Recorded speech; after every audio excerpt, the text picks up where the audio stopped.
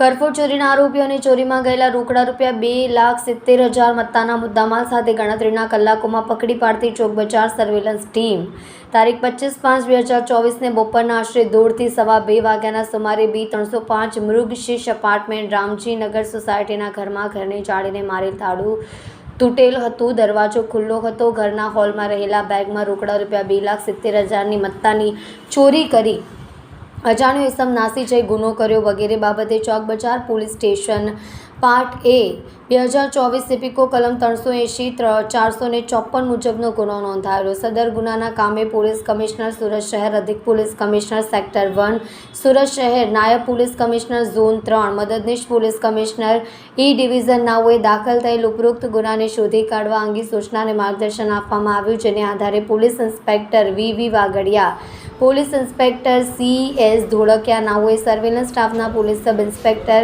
S.I. Makrani સાહેબ તેમજ surveillance સ્ટાફના માણસોને દાખલ થયેલ ગુનો ડિટેક્ટ કરવા બાબતે આપેલ જરૂરી સૂચના અને માર્ગદર્શનને આધારે ASI નિરંજભાઈ દશરથભાઈને સદર આરોપીની ચોરી કરવાની MOને આધારે અગાઉ સદર MO વાળા આરોપીઓને ચેક કરી CCTV ફૂટેજ ચેક કરી ટીમ વખતથી કામ કરતા હતા. દરમિયાન સર્વેલન્સ સ્ટાફના assistant police constable Kinjalbhai Haribhai, assistant police constable Indrajitsinh Ajitsinh નાઓએ તેમના અંગત બાતમીદાર મારફતે મળેલ બાતમીને આધારે આરોપીને ગણતરીના કલાકોમાં પકડી પાડી આરોપીને તેમજ ચોરીમાં ગયેલ મુદ્દામાલ રિકવર કરી ગુનો ડિટેક્ટ કરી આગળની કાર્યવાહી કરવામાં આવી છે.